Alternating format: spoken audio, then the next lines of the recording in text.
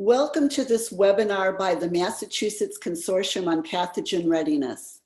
I am Arlene Sharpe, Chair of the Department of Immunology at Harvard Medical School, co-director of the Evergrande Center for Immunologic Diseases at HMS and Brigham and Women's Hospital, and co-leader of the MassCPR. And I'm Bruce Walker, Director of the Reagan Institute of MGH, MIT, and Harvard, and also co-leader of the MassCPR. The MassCPR was established on March 2nd, 2020. In response to the emerging COVID-19 pandemic, when over 100 local scientists and clinicians gathered in Boston with an unprecedented vision of scientific collaboration. Drawing from the incredible expertise and our biomedical ecosystem in Massachusetts, we have grown to over 500 members dedicated to transcending our institutional loyalties to bring collaborative scientific solutions to this pandemic. And we are partnering with our colleagues at the Guangzhou Institute for Respiratory Health and Tsinghua University in China, giving our collaborations a global scale. We're organized around 6 different working groups, from clinical management to vaccines, each driving their own agendas, but all linked through the infrastructure that we've been fortunate to be able to build. And this response has been truly inspiring. On a call of the Pathogenesis Working Group this week, for example, 81 members joined, representing Harvard, MIT, BU, Tufts, UMass, local biotech, and the academic teaching hospitals. And through our connections to the hospitals and the heroic healthcare workers on the front lines, we've already collected more than 300 samples from patients with acute disease and those who have recovered, providing the means for our members to unravel the secrets of how this virus causes disease, why some die, and why others recover. We want to thank all of our Walt and Pardis Sabeti, co-leaders of the MassCPR diagnostic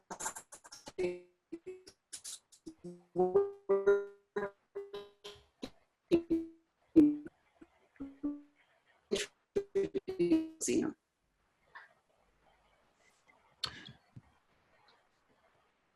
So go ahead, David. Thank you, Bruce and Arlene.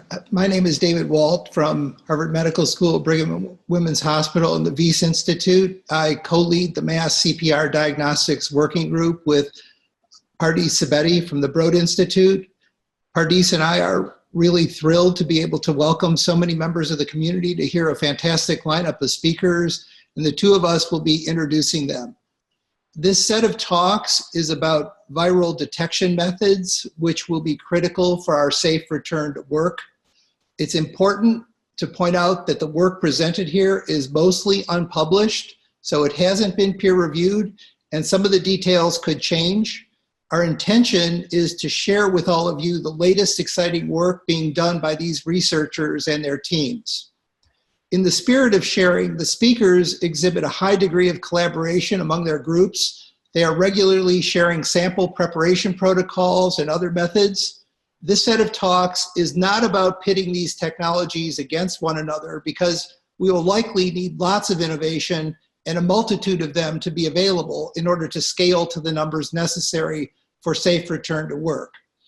Our first speaker is Marc Lipsitch from the Department of Epidemiology at Harvard Medical School and the Harvard T.H. Chan School of Public Health.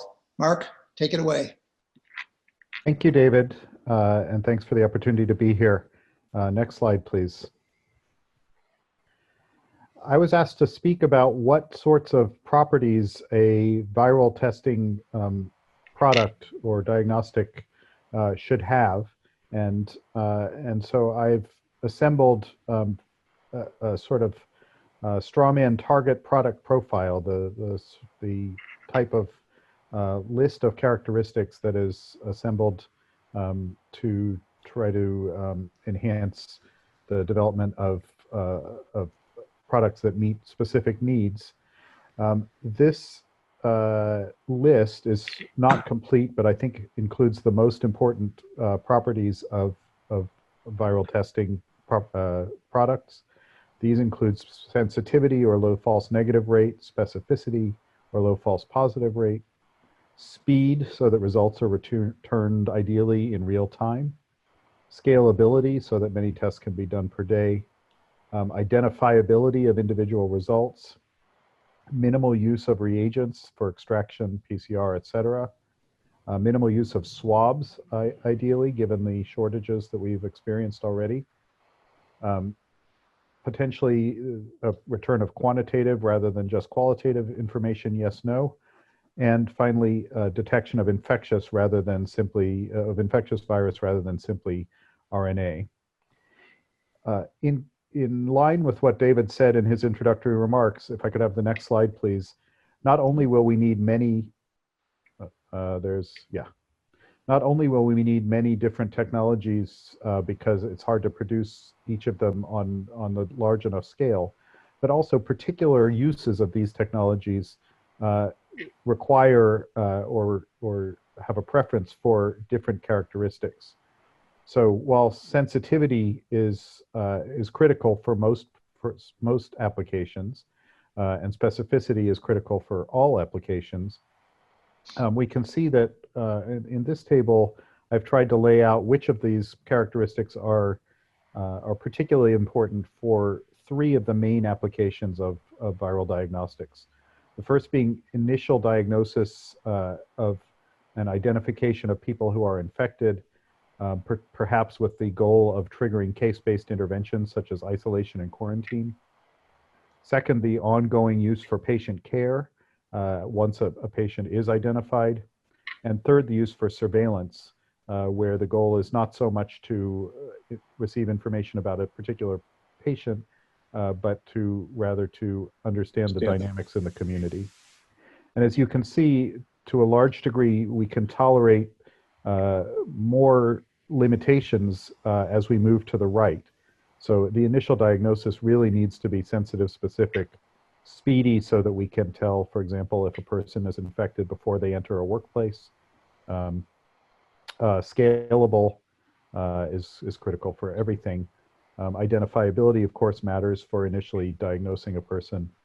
And then the other aspects are perhaps preferred, but not as important for some of these other characteristics. In surveillance, because we care more about the overall numbers than about the individual results, we can use statistics to compensate for limitations, for certain kinds of limitations of the diagnostic. Although those statistics, as we've seen from some of the examples recently with serodiagnostics, those statistics have to be done carefully, but they can be done. So I'll leave it there and pass it on to Connie Cepko.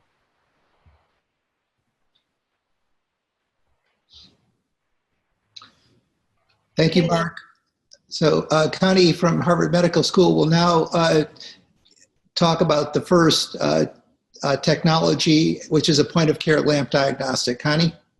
Thank you. And I'd like to first thank the organizers for putting together this really interesting symposium, and also for inviting me to speak about our work. And the next slide shows who we really are, and that is Brian Rabe, a grad student in my lab who's responsible for all the protocol development. Brian's been working on nucleic acids since he was a high school student, so he's really deep in his knowledge of how to detect them and manipulate them. We've also had a great collaboration with some clinicians and clinical technicians at MGH. Melissa Anatar is a fellow in clinical microbiology, and Graham McGrath is in the Rosenberg lab there, and they've been testing our protocols and advising us, and it's been incredibly valuable to have their collaboration. The next slide shows our goals.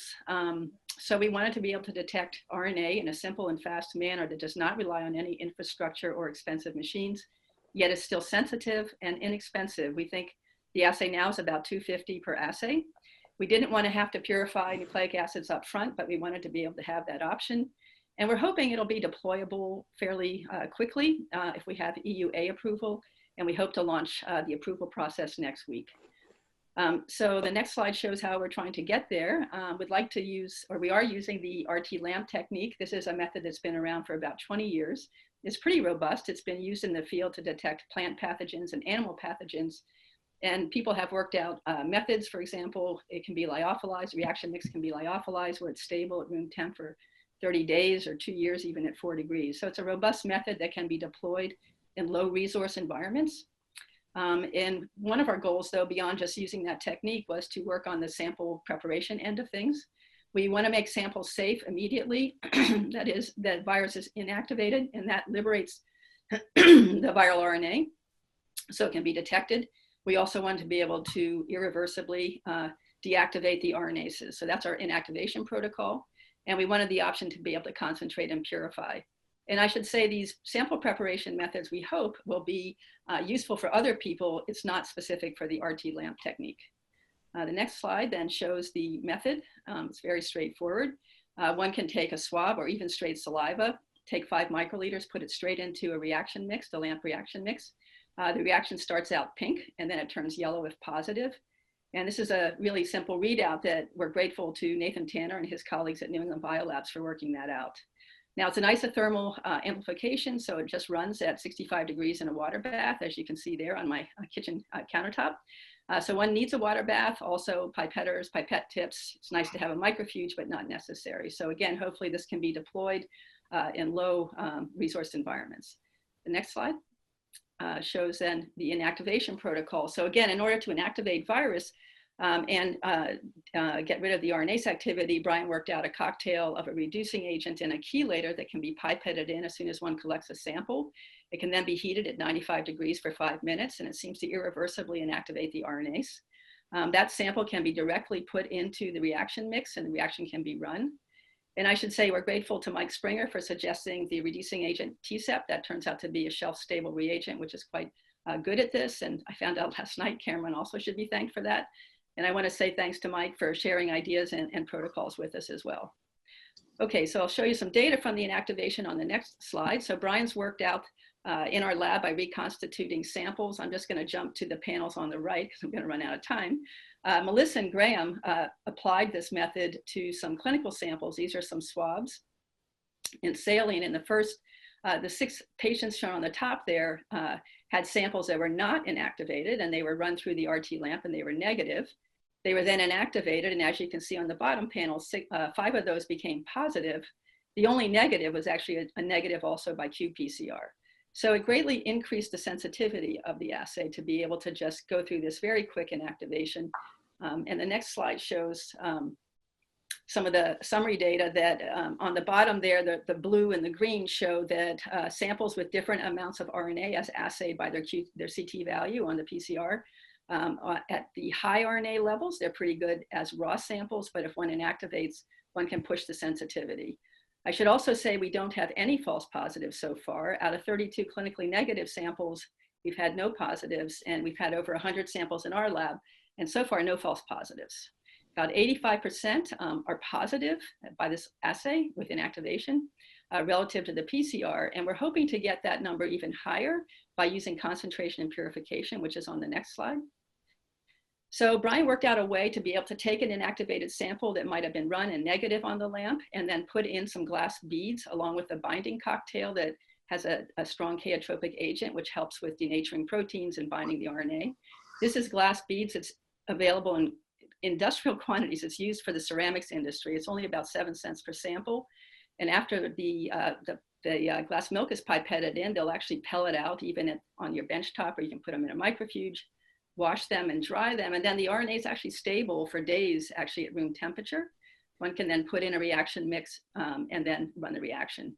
And so again, we're hoping that this sample purification method will be useful as a front end for other assays as well. The next slide shows some of the results from that. It's 10 times more sensitive if we go through this concentration and purification. You can see even in saliva samples that Brian can detect about half the time, half an RNA copy per microliter. Melissa and Graham are now running this on clinical samples. They also pick up an additional 10-fold in sensitivity running it through this concentration purification strategy. Okay, and the next slide just shows how we're hoping to deploy this. So again, I said we're hoping to get EUA approval, which should allow this to be launched in CLIA labs in the future, hopefully in many different settings. And if it does go to different settings, we were thinking that perhaps we would be able to tap into Michael Wells' network. Michael Wells is a postdoc at the Broad who's asked for volunteer scientists to sign up on his website, and there's 9,000 people standing by wanting to help. And if that actually should be launched, then we're going to need ways to match up the trainers and the trainees and put into place a verification strategy. So that's it. Thank you very much for the opportunity to share this work with you. I should also say it was just published this week in the Med Archives, if anybody would like to take a look at that.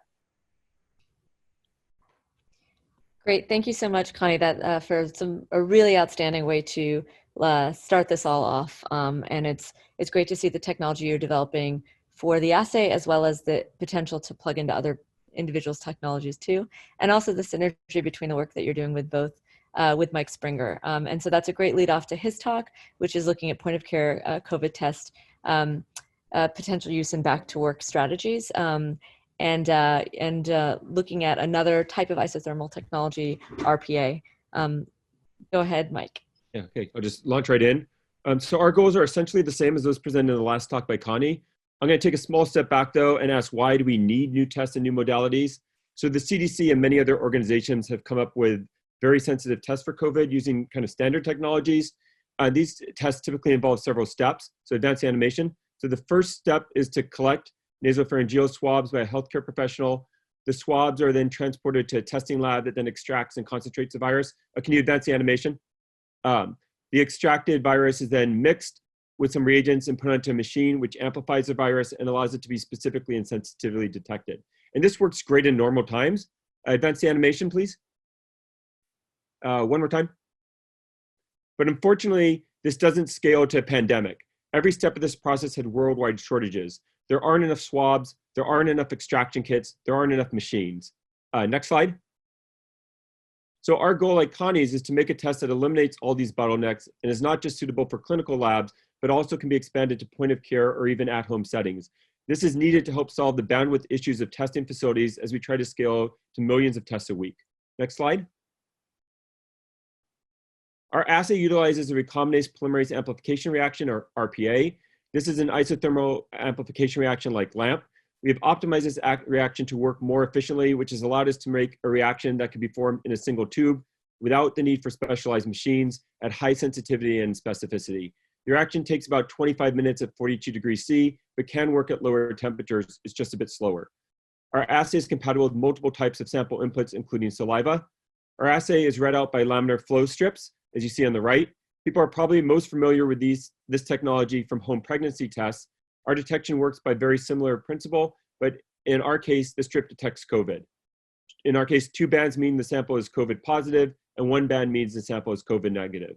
So in the example shown here, the 4 strips on the left show a titration from millions down to just 10 molecules of COVID, and the right 2 most strips have no COVID. Next slide. To more accurately measure the sensitivity and limit of detection of our assay, we performed a number of experiments. The most rigorous of these experiments involve one person making samples with either COVID or related viruses, such as coronaviruses that cause a common cold. A second team of researchers who do not know the identity of the samples then perform our assay and determine whether each sample is positive or negative. By comparing the samples that the researchers call positive to the actual positives, we find that at 10 molecules input and above, the sensitivity of our assay is near 100%, and our limited detection is about a single molecule. Next slide. Similarly, by comparing the number of times we incorrectly call a sample with high titer of a different virus as a COVID positive, we can determine the specificity of our assay. Our specificity is also near 100%. Even with highly related coronaviruses, we do not get false positives. Next slide.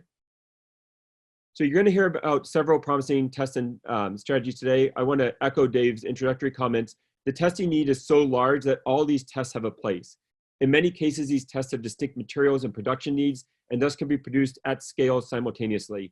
As a community, this is a highly collaborative effort. In many cases, we have learned directly from each other. For example, my lab has built off techniques from Cameron and Pardis's work and shared these techniques with other groups such as Connie's. In return, Connie's and my groups have shared our advances and insights openly. It's really fun to be part of a community where we care more about solving problems than any personal credit or reward. Advance the animation 7 times. What does this mean for back to work strategy? Basically, there are multiple tests and many of them are synergistic. For example, antibody and viral tests serve a complementary role in back to work strategies. By developing assays that can use multiple inputs, minimal machinery, are rapid or at least can be used in a time frame for actionable decision making, like overnight, can be performed by an untrained or minimally trained individual and are robust, we can start to make a difference in the back to work strategies. As a final point, I want to remind you that while we want tests to be perfect, there is room to move forward with an imperfect test. These might not catch every infected individual, but can help to keep the infection rate low enough that we won't overrun hospitals. Next slide. And with that, I just want to thank a truly wonderful group of researchers in my lab and a logistical and financial support team, which makes the research possible, and a ton of great collaborators, many of whom I don't have room to list on the slide. Thank you. Great, thank you, Mike. The next two talks revolve around a different technology that's based on CRISPR. And we're delighted to have Feng Zhang, who's one of the innovators in the CRISPR space from MIT and the Broad Institute and McGovern Institute, talk about rapid and sensitive CoV-2 detection with CRISPR and LAMP. Feng? Hi, thank you for having us be a part of today's program. We're really excited to tell you about some of the advances that we have been making with the Sherlock diagnostics technology. I'm here with my two collaborators, Jonathan Gutenberg and also Omar Abude, who are independent fellows at MIT. So a few years ago, we developed a technique called Sherlock, which combines a two-step test to detect the nucleic acid material. So the first step is a pre-amplification that we carry out using isothermal techniques such as RPA, and most recently we have been exploring other methods to achieve this amplification. Following amplification, we react the amplified product with CRISPR enzymes to achieve detection. CRISPR proteins have a unique property that allows them to, upon recognizing its target, unleash a collateral activity that can go and cleave a reporter RNA to give off a signal. So we have adapted this collateral activity to develop a lateral flow-based readout, whereby cleaving a RNA that has two different moieties attached to the opposite ends, we can get two lines on a lateral flow paper strip rather than one line, so that we can detect the presence of a virus signature. Next slide, please. Because the previous test required two different steps, it requires several liquid handling stages. So we thought to simplify this, because eliminating these liquid handling steps would allow us to make the test much more easy to use in the lab and also avoid any possibility of contamination. And so the latest iteration technique is a one-step Sherlock reaction, where we can take a patient sample, lyse it without having to do column-based purification using a lysis buffer called quick extract, and then adding this lyse solution into the master mix for Sherlock, and then simply incubating for an hour at 60 degrees, we can then dip the paper strip in to get a lateral flow based readout. And then using this methodology, we have been able to show that we can detect very sensitively and accurately COVID-19 from patient samples. Next. And so one of the first steps that we wanted to achieve is to eliminate the need for RNA extraction, because we have been limited by the availability of kits. And so the way we have done this is by comparing whether or not quick extract can allow us to unleash the virus RNA from the particles. And we find that by simply incubating the patient sample, usually MP swab in VTM at 95 degrees for 5 minutes in quick extract, can achieve comparable CT values when you run that as input for qRT-PCR. So next, Omar will tell you more about the optimizations. Awesome. Yeah, thanks, Feng, for the great introduction to this new approach. So we've been trying to do a few things to make sort of the speed and sensitivity better. And so one thing we tried is, are there additives that people typically use for improving thermostability of proteins for lyophilization or other approaches you might want? And so we tested 96 different additives, including peptides, sugars, and other sort of small molecules that people have shown before that could have an effect on protein stability. And what we found is a few different molecules, taurine and glycine, could actually speed up our one-pot approach, as well as give us a lot more signal, which is useful when trying to generate signal on the lateral flow strips. And taurine especially has been quite great. And what we think is happening based on our results is this also has a stability effect not only on the CRISPR proteins, but also the underlying preamplification for LAMP. So people doing LAMP-based approaches might also find this useful. Next slide, please. In addition to that, we have tested a limited detection for this. We find that for 3 replicates, we find most consistency down to 100 molecules per reaction. And if we do 2x times this LOD for 30 replicates, that's also quite consistent. And also, next slide, please. We find that our master mix is actually quite stable for many freeze-thaw cycles, up to 6 3-thaw cycles. So this is quite a robust setup as well. So I'll pass this over to Jonathan to sort of show our patient data for this as well. Thank you. So we wanted to test this on some patient samples, some nasopharyngeal swab samples that were graciously provided by Keith Jerome and Alex Renninger from the University of Washington. And we tested on 12 different patient samples as well as healthy NP swabs in triplicate. And we found that we could detect all different patient samples. And in triplicate, we could do 35 out of 36. So with essentially 97% sensitivity and 100% specificity. Next slide. And of course, because it's an assay that runs isothermally, we can also use sous vide cookers to do this amplification. So on the 200 copy LOD, it worked well in a typical sous vide water bath. And next slide. One consideration that we've been thinking about is that these amplifications that produce amplicon when dipping the lateral flow strip in, it's important to be considerate of producing amplicon and containing that amplicon so you don't get false positives later on. So we're looking into devices like this one from Ustar, where you can actually place a tube inside of the device and then mechanically crack that tube to release it along with buffer to contain the amplicon afterwards and have detection. And this, of course, is compatible with other technologies like Mike's RPA that he mentioned. So it's one promising way to make this something that can actually be done much more point of care. So next slide.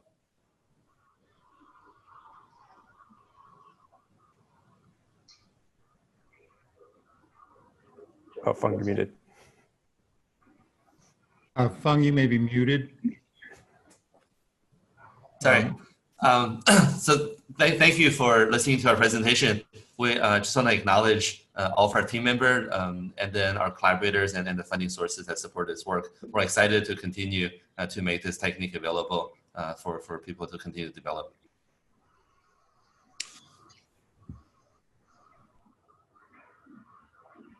All right, thank you so much, Feng, Omar, and Jonathan for that great talk. We just want to introduce Dr. Lee, who's just joined, and we're sort of delighted to have him on the call. He will be from Guangzhou Institute for Respiratory Health. He will be presenting after Jim Collins. We just wanted to make sure to welcome him, to thank him for joining, I know at a very difficult hour in China. But the next talk is from my group. I'm actually just really going to be introducing Cameron Myhrvold, who is leading this work with an outstanding team from my group that he will introduce. All of these, it's so fun to watch this because all of these are so interconnected, and we really launched our work in this space with Feng and his group, are working closely with Mike Springer, and adore Connie, I'll just say, for every way, and so fun to see the work you're doing. But in any case, Cameron will take off talking about some of our point of care work, as well as some technologies for massively multiplex viral detection. Yeah, that's right. Thanks for the introduction, Pardis. I really just wanted to start by really trying to frame the problem and talk about sort of the scale of the problem here. In particular, we often want diagnostic results quickly, and we want to be able to test large batches of samples at once. And so this graph is trying to sort of talk about different use cases in that context. Where we're at now is really these red boxes. We're testing primarily sick people in hospitals and doctors' offices. People are starting to do things in the blue boxes with self-testing, with drive-through situations, but really we'd love to get up into that purple quadrant, being able to test at the workplace, at airports, in schools, and stadiums. That's going to require massive improvements in the technologies that we have today. Next slide. And so one of those technologies Feng really nicely talked about is Sherlock. And our group has done a lot of nice work in collaboration with Feng's lab to demonstrate viral diagnostics field deployable. In particular, we focused a lot on the sample preparation so that you can do heat inactivation and get a visual readout, showing some data here from a couple of dengue patient samples that we tested. But this also works on a number of other bodily fluids. And one of the key things about this technology that has us really excited is that you can develop new assays really quickly. And that's, I think, especially relevant as new outbreaks emerge and as viruses continue to evolve and mutate. Next slide. But point of care diagnostics alone aren't enough to solve the problem. We really need to be able to test lots of samples for lots of viruses at once. And so more recently, in close collaboration with Paul Blaney's group at the Broad Institute, we developed a highly multiplexed CRISPR-based diagnostic approach called CARMIN that basically miniaturizes the detection of reactions in a microwell array and allows you to perform thousands of tests simultaneously. And what I'm showing you here on this slide is a large experiment where we designed diagnostic assays against 169 human-associated viruses that had at least 10 available genome sequences. And we tested in a giant matrix 169 CRISPR RNAs against 169 synthetic targets. And you can see that it works pretty well. We've since tested this method on a lot of different patient samples and are really excited about it going forward. The paper just came out in Nature on Wednesday. Next slide. And so, of course, like many of the other folks who are presenting today, we've been really interested in applying these approaches to COVID-19 due to our longstanding interest in viral diagnostics more broadly. And so I'm just showing you a bit of data on this slide for point of care Sherlock diagnostics using both lateral flow, but also an in-tube readout on the left. And then on the right, a respiratory virus panel based on CARMIN that we're really excited about for the future. We see a huge problem coming in the fall when a lot of other respiratory viruses are going to be circulating. And so I think differential diagnosis is going to be extremely important in that context. We don't want to just be testing people for COVID when COVID becomes less frequent in the population. And so I think we're going to really want to know, does someone have COVID or is it some other respiratory infection? And that's something that we're really excited about going forward. Next slide. And so really, just to return back to the graph that I showed you at the beginning, a lot of existing technologies are sort of slow but can process lots of samples, or they're really fast but they don't scale to large numbers of reactions easily. And so I think there's really two ways to solve this problem. We're interested in both of them, taking technologies like CARMIN and making them faster, or taking point of care diagnostics like Sherlock, RPA, LAMP detector, and making them easier to perform so that we can scale them to large numbers of reactions. With that, next slide, I would just like to acknowledge a really wonderful team of folks, both in Pardis's lab, in Paul's lab, the Springer lab, and in Feng's lab, as well as funding. It's been really amazing to work with these, with such a great team of people and to see all of this cross-collaboration get fertilized. Thank you. Great, thank you, Cameron and Pardis, for fantastic work, and congratulations on your Nature paper the other day. Just to let all the panelists and attendees know that we will be having a discussion and Q&A at the end, so please start posting questions if you have them. We'll try to take those up at the end. Our next speaker is going to show us some things that look a lot like what we've seen already with the lateral flow strips, except that we're now moving to rapid antigen diagnostics as opposed to detecting the nucleic acids. So Lee Gehrke from MIT and Harvard Medical School. Lee, take it away. Okay, thank you. Good morning, everyone. I want to start by just giving you a quick review of the kinds of testing devices that we're talking about. So on the left is the a device that detects RNA. This is the RNA amplification, or so-called PCR test. On the right is a different kind of test that we're not talking very much about today, but is the antibody IgG-IgM test that establishes the history of the infection. And the next slide, please, Bruce. This is, go back one, please. This is, we're talking about the direct antigen rapid test here. So this is different than the other ones because we're directly detecting viral proteins And this is a non-amplifying technology. So how does this test work? If you could go to the next, please, Bruce. Just one. So we've already heard about the analogy to the pregnancy test, and that's true for us. Next, please. Except that now we're detecting viruses. So if there are viruses in samples of a few drops of blood or sputum or a nasopharyngeal swab, we get two bands on a lateral flow strip. On the right then, the next slide, please. To give you an idea of what's happening at the test band, why we get a red line on these tests, it's because onto the test line, an antibody is bound, which traps the viral particles through their proteins, and then they are bound by a second antibody that's coupled to a gold nanoparticle that gives you this red color on the strip. So next, a couple of pieces of data. This is a test that's undergoing a clinical study at 3 different hospitals right now. So these are some of the preliminary data that we have, but here we're testing the detection of virus in serum. And so one thing that's a feature of this test is that it's easy to do on successive days. And so this is a patient that was confirmed by PCR on March 25th, and then on the 26th, 28th, 31st, and then into April, we tested, and the bottom line is the test band. We can see that these tests were positive from the 26th to the 31st, and then the levels drop off, which is exactly what we would expect for this, the life cycle of this virus. So that's serum. In the next slide, then, we've been testing also nasopharyngeal swabs. This is data that was done, collected right at the patient bedside yesterday in 15 minutes. And so this is a bit out of focus because it's a picture taken through a tube, but where the red line is, there's a positive band, and here you can see it blown up a little bit to show that this was a positive test from a PCR, or rather a nasopharyngeal swab. So next, the topic that a lot of us have been talking about is, where does this antigen test fit in the landscape? And I want to agree with my colleagues in saying that these tests all have merit, and we need to think about their applications. So one thing about the lateral flow test is that it can be manufactured at very large quantities. There are machines like the ones on the right that can make 1 million of these tests per day.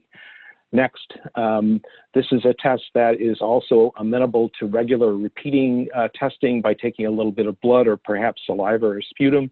Gives a quick readout in 15 minutes. Next, please. Can also be used in underserved communities or in highly resourced communities. It works equally well, but does not require power or special training or special chemicals. And we also have a privacy-enabled mobile phone app that goes along with it for capturing data. So in the next slide then, this is a very simple test in that it just has a few pieces of paper with some antibodies, and so it's less susceptible to risks with the supply chain interruption. So the last slide then, I just want to bring up the question of comparison and say again that this is not a competition among these various tests, but we need to think about the application. So for example, if one wants to be extremely quantitative, the nucleic acid test is the best way to go.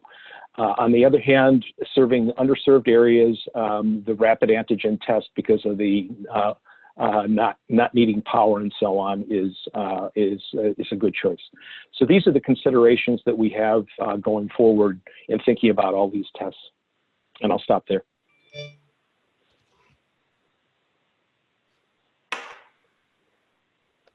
All right, thank you so much, Lee.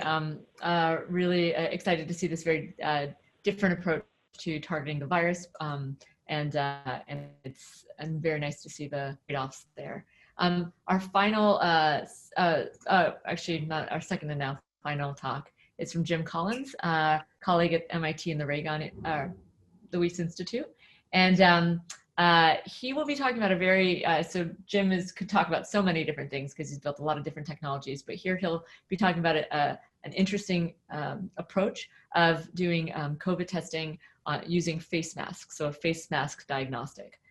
Jim, take it away. Thanks, Pardis. So we've been using a synthetic biology approach to create a protective face mask that can also serve as a diagnostic. So synthetic biology is still a relatively new field that's bringing together engineers with molecular biologists to use engineering principles to model, design, and build synthetic gene circuits and to primarily use these to reprogram living organisms for a variety of different applications. Going back about 6 years ago, we recognized that you could harness the power and diversity of synthetic biology without living cells. So efforts pioneered by Keith Pardis, who is a postdoc in my group, we showed that you could take the internal cellular machinery out of a living cell, which could consist of DNA, RNA, ribosomes, and other molecular components, and freeze dry these along with synthetic biology constructs onto paper, and then store the freeze-dried components indefinitely, transfer them, et cetera. And then sometime later, rehydrate them, for example, with a patient sample, and it would serve to reactivate what had been freeze-dried, and it would now act as if it was inside a living cell. We use this platform to create a broad range of low-cost, rapid diagnostics. We initially did this for antibiotic resistance, and in 2014, we developed a set of diagnostics for Ebola. And then in 2016, working with Gehrke and his team, developed low-cost diagnostics for Zika. And that platform actually just completed a 3,000-person clinical trial in Brazil, Colombia, and Ecuador. Next slide. It's important to note that this technology is not limited to paper. It actually works for any porous substrate, including cloth and textiles. And this past year, efforts led by Peter Nguyen and Louis Sowenson in our group showed that you could actually use this platform to create wearable synthetic biology. So in this case, you would freeze dry cell-free extracts along with synthetic biology constructs into clothing, which then enabled one to actually detect bacterial pathogens and viral pathogens, as well as nasty chemical agents, including nerve agents. Next slide, please. In the midst of the pandemic, we recognized that we could actually harness this technology to convert face masks into as well diagnostics. And the idea would be simple. It would be to add an inset to basically any face mask design that would include freeze-dried cell-free constructs, as well as freeze-dried synthetic biology or CRISPR diagnostics that could be activated by breath droplets, as well as vapor that results from breathing, coughing, sneezing, talking, that would contain viral particles that over the course of an hour or two could then be appropriately processed and could provide a fluorescent readout. Next slide. The design is really quite a simple one. It's a multi-layered paper microfluidic device that would collect the sample, process the sample, and then detect SARS-CoV-2 nucleic acids as designed. In this case, again, it would be activated by water droplets, vapor contained or produced by the patient. Next slide. Shown here is the initial iteration we have for the paper-based microfluidic arrangement. It's multi-layered and foldable and designed to collect viral particles from droplets produced by the patient that are then forced through the system to expose and amplify the genetic material for detection by either synthetic biology constructs or CRISPR elements. And they produce a fluorescent output that could then be detected by simple handheld fluorimeter. Next slide. At the Wyss, we've already designed also test equipment to spec out to see how well does this function. And on the left, we were able to already show that the inset would not obstruct airflow of typical face masks, in this case, the high end, the N95 face mask. As well on the right, we've designed a closed loop breathing and coughing simulator to detect and test whether or not the face mask can appropriately collect and detect aerosolized RNA produced by a patient. Next slide. We've also already tested a broad range of synthetic biology sensors, including a number of CRISPR sensors of the type already shared by Feng and Cameron, and in this case showing results for CRISPR-Cas12a sensors that actually give us really very, very encouraging performance. Next slide. I just want to close by acknowledging the team of young innovators we have in my group, and I want to extend a thanks to Bruce and Arlene for inviting and present our work to you. Thank you. Thank you, Jim. That was incredible engineering, and we look forward to seeing some of that implemented. So our final talk today, we're going to be bringing everybody back to the clinical reality to help frame the discussion. The intention here is really, originally we were hoping to have this as the introductory talk, but it certainly fits at the end of all these technologies, and is presented by Dr. Yimin Li, from our partner at MassCPR from the Guangzhou Institute for Respiratory Health. We're delighted to have Dr. Lee here, and please join us. Thank you. Thanks, David. And that's my first slide. I think is the more than 3 million confirmed cases right now. Next, please.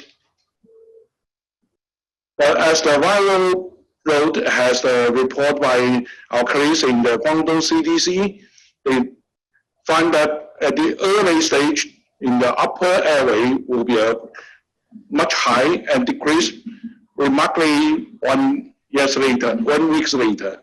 But next please. But also we found that especially in the critically patient, the viral dynamics in the lower respiratory tract, we didn't know that. So next please. We conduct a retrospective research in 16 critically ill patients. We collect the sample from the upper respiratory tract and the lower respiratory tract, including sputum and the ETA. Also, we including the plasma serum and the conjunctival swab, urine, feces, and gastric. Next, please. So that's some basic information. The patient's around 60 years, and most of them about almost third were under invasive mechanical ventilation, and just 4 had the non-invasive mechanical ventilation. And also we have 5 on ECMO. Next, please. Yeah. We collect different species source from the nasal, throat, sputum, and the conjunctival, actually just 1, and the blood, urine, and gastric, fluid, and feces, and anal swab. Next, please. That's the result. In almost 70 patients, we show have a prolonged viral shedding in the lower respiratory spasm. And almost we have the after almost 1 month from the onset of the symptom. And the longest observed period in the lower respiratory spasm was 3 days, but almost up to now is more than 60 days. And also we can find that the lower respiratory tract spasms has a significant higher viral level. Yeah, next please. And that's a typical patients. We can find that in all types of the spasms, and also the RNA, the viral and RNA and the IgG coexist for over more than 3 weeks. And also we find that in these patients, the persistent viral shedding in lower respiratory sample after nasal swab has been negative. Next, please. So we also we just have limiting data, but we found that in the critically ill patients, they have the higher viral dose and prolonged shedding in the lower respiratory tract spasm. And also, the viral RNA can be detected in the extrapulmonary sample in ICU patient. Also, sampling from the lower respiratory tract will be required to assess is that the true viral clearance in such patients. Thanks. Thank you, and thanks our teams and our colleagues. Thank you.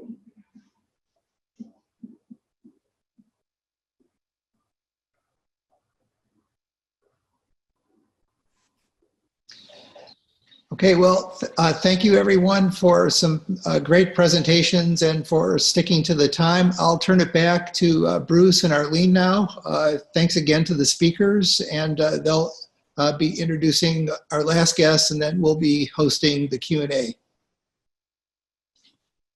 Great. Thanks very much, David. And thanks to all of the speakers. This has been really, I think, an important discussion up until this point of the avenues we have going forward to detect virus, which is really going to be critical as we bring everybody back to open up societies and bring people back to work. And I think it's quite an illuminating study presented by the Chinese just now, showing that virus can persist for 2 months in the lower respiratory tract in individuals, and that it's so ubiquitous in some individuals in so many different sites. What we'd like to do now is go through questions that people have been asking. I'll say again that people can submit to the Q&A icon that they should find, I believe, at the bottom of their screens. And so we'll start with some of these questions. One of the questions is, where do we stand with large companies pushing these products out? A really critical question. Maybe we could have Mike Springer start with that question and then have others chime in. I think what I'd say is things are in the works. Some of these technologies, such as LAMP, is probably very easy to get pushed out forward, and other ones will require a bit more, but things are in the work to try to move these technologies forward.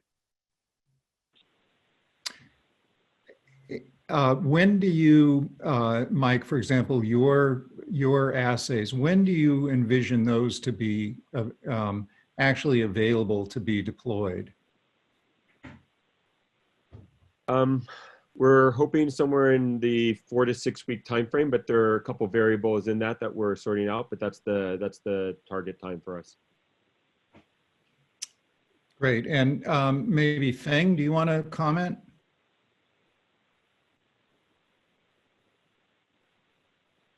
Hi, can you repeat the question, please? The question is, when do you envision that your assay could actually be commercialized and delivered such that a dentist in a dental practice could potentially screen patients before dental work?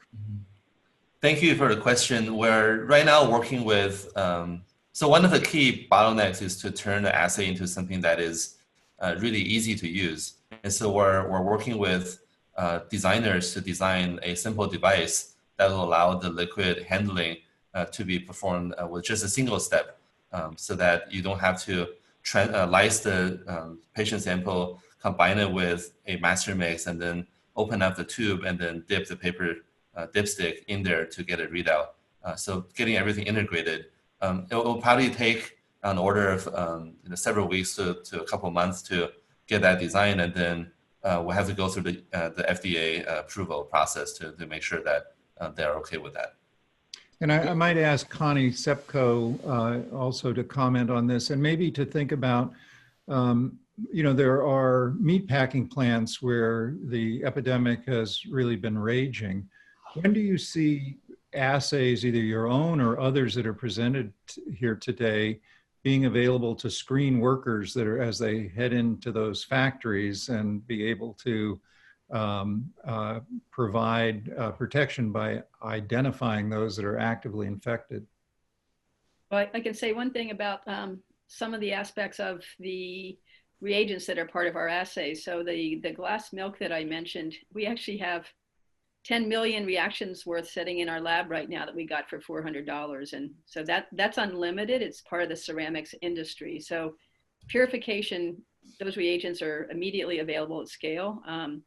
The reaction mix, which is the other component, I've talked to New England Biolabs, who makes a reaction mix.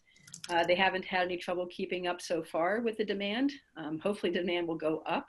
They're making a kit, but the reaction mix right now hasn't been limiting in terms of getting that, or the oligos. Now, at scale, I think oligos and the reaction mix could become limiting, but we're hoping that anybody that has a CLIA lab should be able to use this method immediately. And these, again, could be very sort of non-clinical doctor's office sort of place, or doctor's office places. I don't know about schools, et cetera, nurse's office possibly someday. We need to get EUA approval. Again, we're hoping to launch that next week. If that's approved, then anybody with a CLIA lab can use it. After that, talking about other places for launching it, would have to figure out a way to get approval to do that. And I don't know about meat packing plants or places like that, whether they've got any possibilities for testing their workers in a CLIA lab. And that would be great. Maybe that's what people are going to have to move to for large operations, is to have something on site that can carry out these tests at a scale that's required for the workers. I just don't know enough about some of these industrial settings. So maybe I'll turn, just as a final aspect of this question, to Lee Gehrke, who has a portable test. Do you see that as something that could be deployed in the near future in places where the epidemic is most intense? Could it be employed, for example, at one of these meat packing plants to get a sense of the scope of the number of people that are infected and to isolate those to protect other workers? Lee? Yes, so like others, we're in the position now of getting EUA approval. So our application is in, and we're just waiting for the results of the clinical study. But we've already done small-scale manufacturing. We have enough reagents to make 500,000 tests, and the small-scale manufacturing is already worked out. So once we get EUA approval, within a week, we could have 500,000 tests made and ready to go. And can you explain to people what an EUA is, for those that might not know? So this is an emergency use authorization that the FDA uses during times of an emergency to say that a product has been evaluated and under somewhat relaxed rules than the FDA usually used, but still safety and efficacy are key components, and one has to generate data showing that the device actually works. And obviously this is something that we want to do, and then we'll be granted the emergency use authorization. Great, and so I'll pass it on to David to relay the next question, and then we'll go to Arlene after that. Yeah, we have a question from Pinky Langet, who's asking what ongoing efforts or developments are there to help discern whether prolonged viral loads represent infectious virus or remnant nucleic acids. So I'll open that up to the entire panel.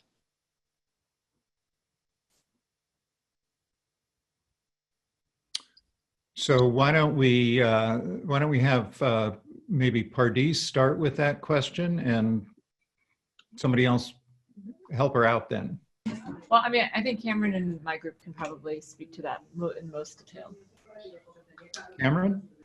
Yeah, sure. So it's a great question. I think it is a real challenge in terms of how we interpret a test result like that, especially if it's been a long time. It's I would describe it as an unsolved problem, but a really important one that we're working on. Looks like Lee has something to say. Well, I think I was just going to say too that I think it's a very important question, and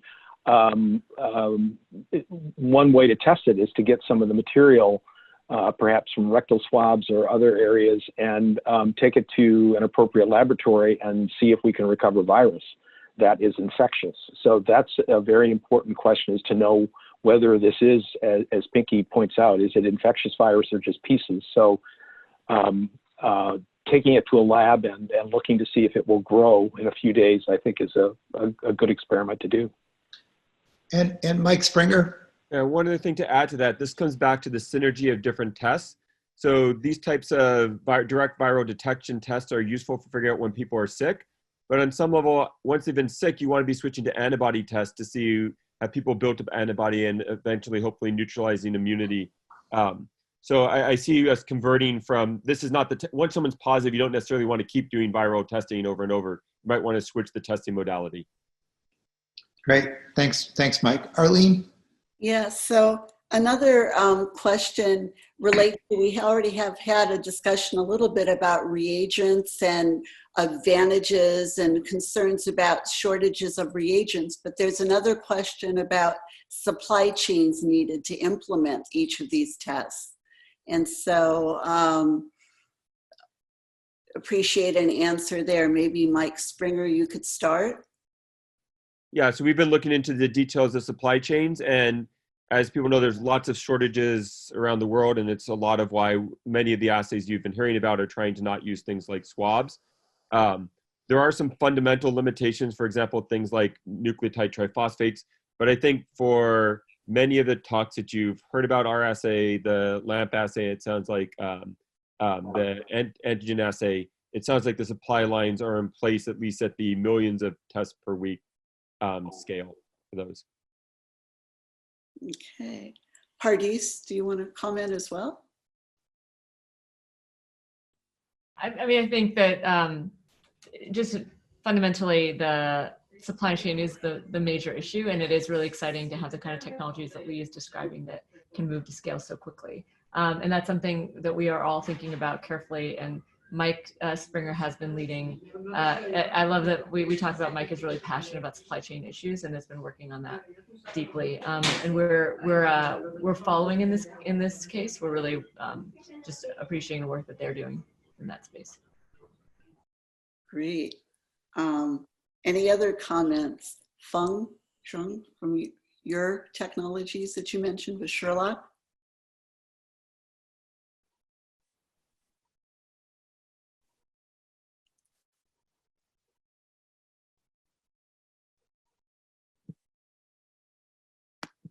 Feng, you may be on mute. Be on mute. Sorry. Yeah, I think these are really important questions. So we've been talking with suppliers for both protein purification and also for nucleic acid synthesis. The nucleic acids is much easier to make at a very large scale for hundreds of millions of tests, but the protein is harder. But nevertheless, there are many manufacturers that can make enough proteins on the order of, say, 1 million tests per week.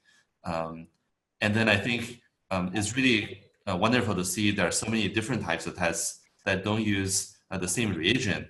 And I think in order for us to meet the testing need, we need to really embrace all of them together. And then by adding all of the capacity, I think we will be able to have a lot of tests.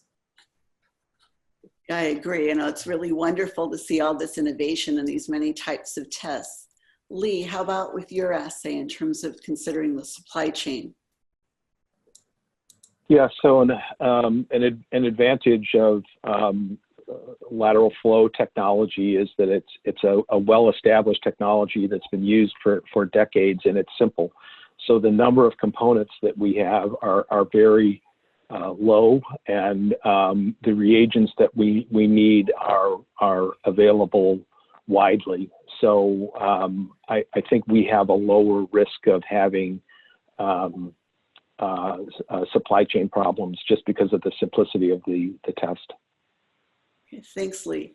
And Connie, you already talked a bit about that you have a huge supply of the glass milk. Yeah, I think anybody can get that. I mean, yes. I have to say I'm a fan of this. I have to say one personal thing is when I was a postdoc and even before, this glass milk technology was what we used to isolate. And since then I've become a ceramicist, and so I have a ton even in my garage. But anyways, I think anybody can acquire that, and it's simple. The prep is simple. In an afternoon you can make enough again for 10 million reactions. I think limiting factors could become the oligonucleotides and the enzymes, although I'll note that these enzymes also are being produced by New England Biolabs already, and there's only 2 enzymes. And so that actually helps. There's not a multitude of enzymes, so that helps a bit.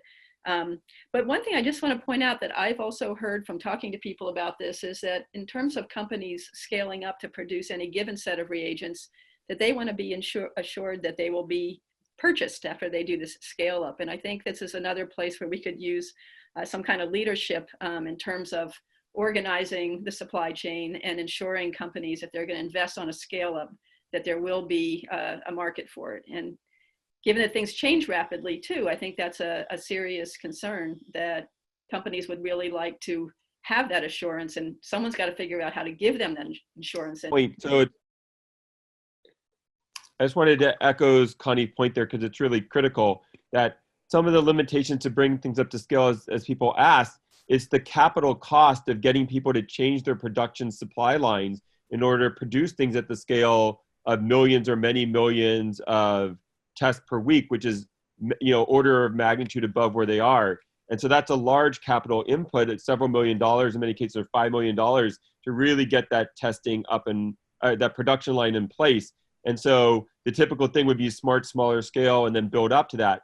But that will take an extra month if we do it by those type of slower routes. So there's a major question here of upfront funding to really push these production lines to be able to move as quickly as possible. And then there's risk, because things might change, new assays might come up, et cetera.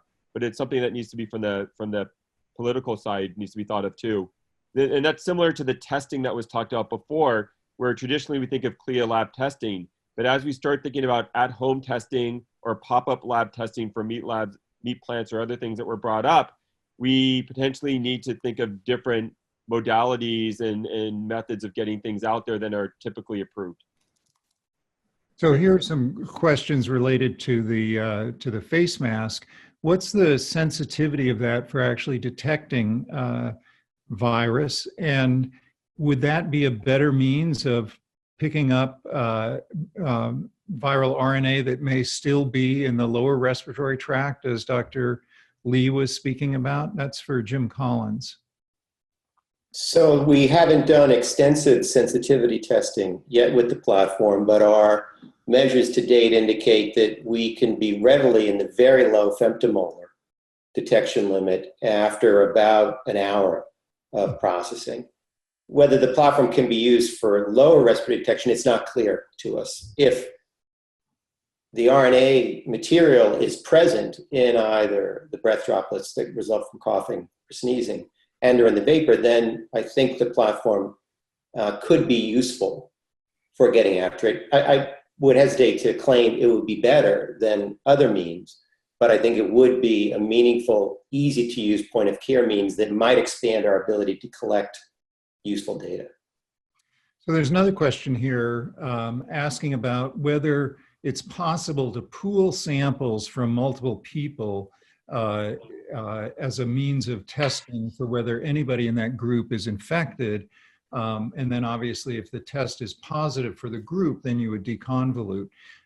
Which of these assays might be applicable for that? And do you see that as an advantageous way to do more population-based screening? I think a lot of the tests that we are describing today are not as much for pool testing. I mean, but they could be used in that regard. But we have the massively multiplex approach. Feng, do you want to actually take that one, because you have a separate piece of work? Actually, and Mike wants to add something. But Feng, I just also want to note that while that's possible with these tests, that there's also other people that are investing deeply into pool testing as well.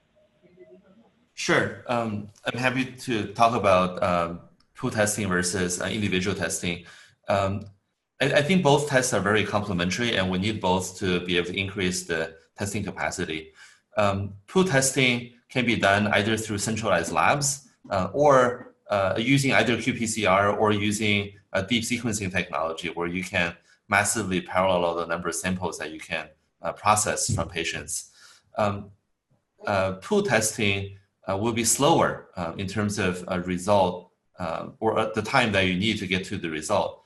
These point-of-care testings, you can get to a result within an hour or so in the person's own location. Whereas pool testing, you have to build up the logistical network so that you can collect samples, identify them, transport them, process them, and make sure the data is inputted into the appropriate system, and then have the data be returned back to the individual user. That can take quite a bit of time. But nevertheless, if you want to get a sense of the spread of the virus in a large population, having a centralized testing provides a very nice way to do surveillance. But for very reactive testing that you want to know the answer right away, point of care will be better. So I think we need both in order to be able to fully understand the pandemic and also be able to act on it quickly. I'll ask another question to Marc Lipsitch and then pass it back to David Walt.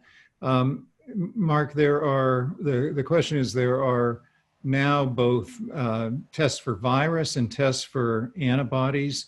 How do you see these playing a role in getting us back to work? Marc had to leave the call. Marc had to leave. Oh, he had to leave the call. Does anybody else want to take that about how we incorporate the antibody testing with the virus testing?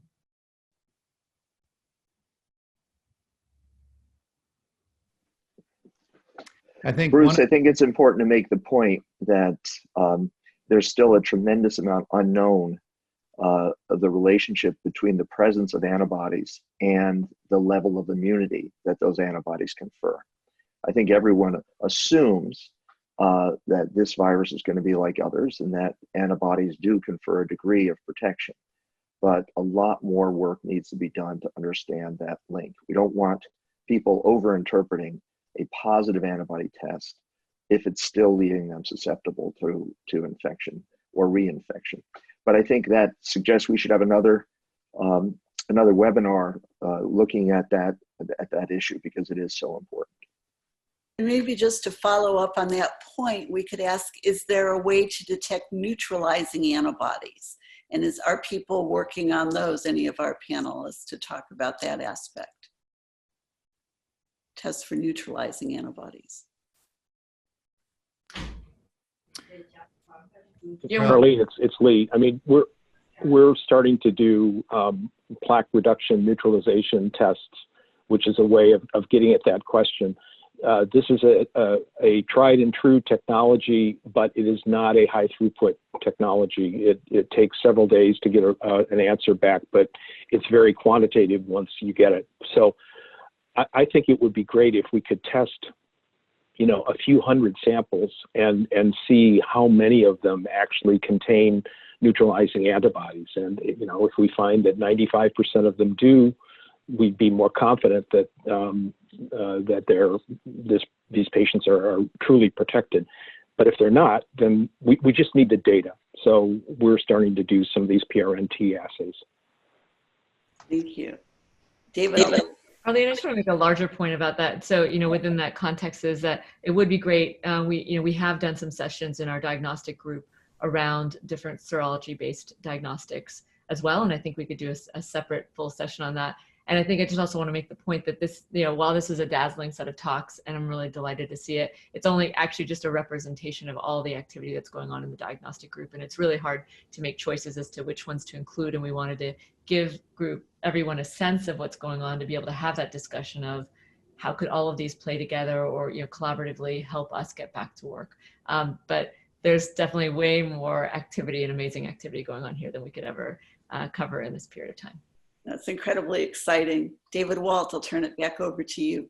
Yeah, there's a question about if the speakers could comment on the potential for inactivating the virus at the point of collection, such as collecting saliva or a swab into the required solution directly. Let me start that with Mike Springer, because he talked a little bit about that, but I'd like to hear others comment.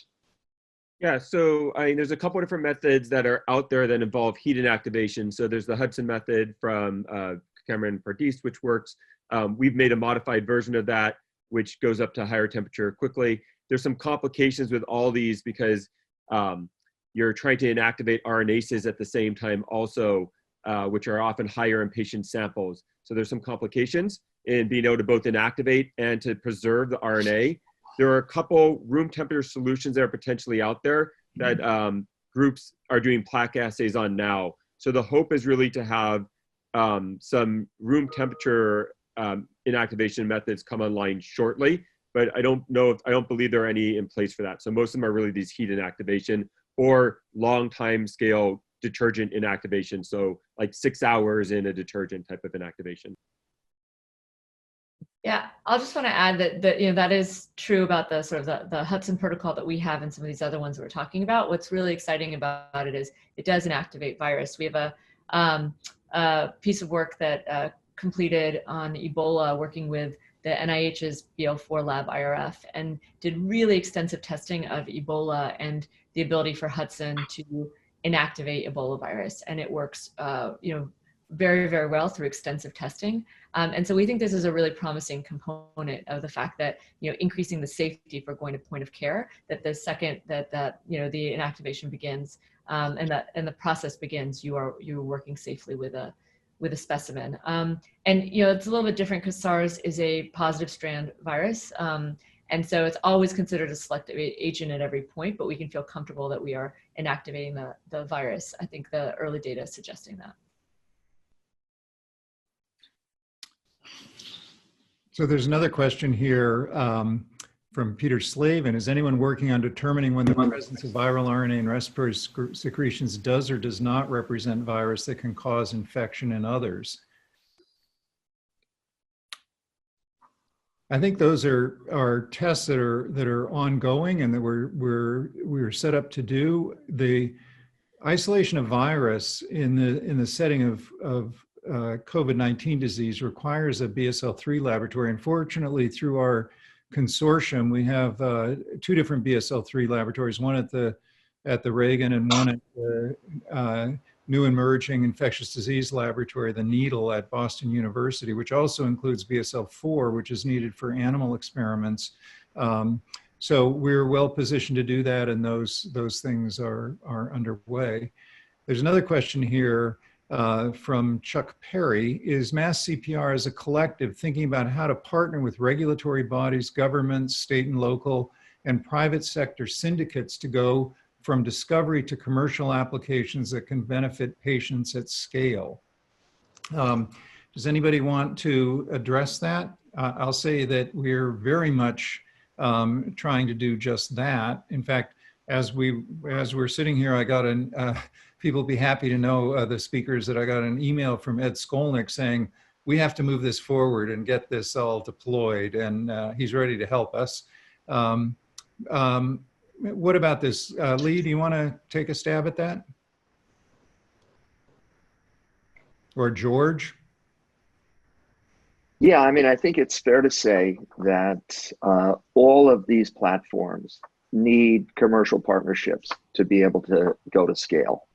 And we have, as a leadership group, Arlene, Bruce, a number of us, been giving talks to other groups, including leaders of the pharmaceutical companies and a number of biotech settings.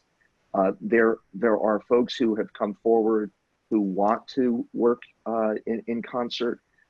It's been widely publicized that Johnson & Johnson are working closely with Dan Baruch around the vaccine platform. And we invite any number of those partnerships so that we actually can bring these technologies to scale. Bruce, there's a question that I'll paraphrase. It wasn't exactly asked this way, but do any of the panelists think that we can move towards saliva as opposed to an NP swab for some of the technologies that were described here? There was a preprint by the Yale group earlier in the week. Any comments on that? Mike? Yeah, so I think a number of our technologies, the LAMP technology, our technology, are compatible with saliva. There's a little bit of extra trickiness in the amount of RNases in saliva. Just means the sample prep protocols have to be optimized slightly differently. But I believe almost a number of the people's goals on this group is to have saliva as a starting material, and that is, I think many of us are at or close to that being achieved. And I just want to make a plug that that is a great piece by the Yale group, and Nate Gerba I work with on other projects is terrific. But I also want to give a shout out to the Guangzhou colleagues of ours who presented here, because that was the first I had seen of people really, the detailed descriptions they had of where the virus was so important to a lot of people in this group, moving their attention to saliva and seeing that the virus is there. It's actually there for a longer period of time there. I think is really outstanding. So this is just a testament to that collaboration. So they really had that data early on and at a terrific scale. And I guess I'd also like to just throw it over to Lee, who's not testing nucleic acids, but antigen. What do you think the possibility is there? For using saliva, David, that's what you're asking? Yeah, so we are actively testing that. We just got our first samples from the consortium this week, and I don't have the results back yet. We'll see what the data are. I'm a little concerned about the amount of mucus that is present and whether or not that's going to interfere, but it would be fantastic if that worked to have a non-invasive kind of test, and we're actively pursuing it. Maybe we could also ask Dr. Li in Guangzhou about what their experience is relating RNA positivity to virus culture positivity, and also what they see as the prospects for use of saliva. Dr. Li? We've had some technical difficulties with our link to China, and maybe those have resurfaced. Now it looks like I see them. Hopefully they can connect. Well, we can go on with other questions or comments. There's a comment here from Jeremy Luban, one of the members of the MassCPR, citing a Munich group who was unable to culture virus after 1 week of symptoms despite persistent RNA, published in Nature April 1st. They weren't severe cases, and they were never able to culture virus from stool. So that's one perspective. And Vijay Kuchar is asking, is there a way to detect neutralizing antibodies so we can know it's safe to go back to work? I think, again, there the issue is that even if we can detect neutralizing antibodies, we don't know what the relationship between that is and being reinfectable, and what magnitude you would need or whether any amount would be sufficient.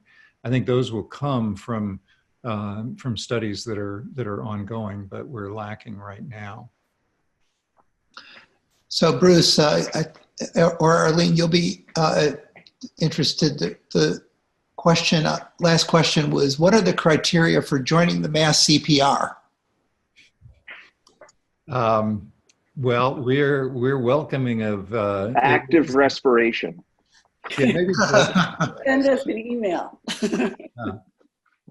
We have a growing number. We're probably up what now? Over 500 now. It's been an extraordinary experience to see the level of collaboration, and I hope people listening to this have gotten a sense of that we just presented 6 different approaches to diagnostics, and all of those people are working together. They don't see this as competitive at all, but rather they're helping each other because we need multiple shots on goal and we need different tests in different settings. So I think a lot of us went into science hoping that we would someday be in a situation where we were working on something really that had meaning, and that allowed us to really work together with others in a collaborative rather than competitive way. And I feel like we found that here in the MassCPR. It's really been great. I agree. I mean, it's really inspiring to see at the different working group meetings, new collaborations starting before our very eyes. Everybody is really focused on answering these questions and working together to move forward as quickly as possible. And what's kind of fun, even behind the scenes in the panel, we're chatting to each other about things we could be doing to help out each other's assays. So if someone has a sticking point, we're even giving, oh, we figured out that step, why don't you try this, which is pretty fun. Yeah, and should to add that, like, a lot of these, some of these collaborations, people, were from before, but many of them, most of them, were because of the MassCPR. We were not working with Mike's group before, but now he's like BFF, and we are hanging with him in his lab at HMS right now. So thanks to this organization, and we'll say that on our diagnostics group, we have folks not just from Massachusetts, but from North Carolina and California and others. And so we love this collective mindset. We've had folks present to us from Stanford. Anyone who wants to engage, I think it's a great opportunity and really inspiring. So we're grateful to be part of it. There was a question about the availability of this symposium. This is being recorded and will be released. Is that correct, Arlene and Bruce? Yes, will be. It will also be closed caption.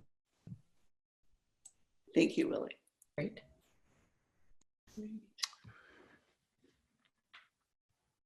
Great. Well, I think we can move on to concluding remarks from George Daly. George? Yeah. Listen, thank you very much. I think this has been an extraordinary webinar. I saw a peak of 1,584 participants.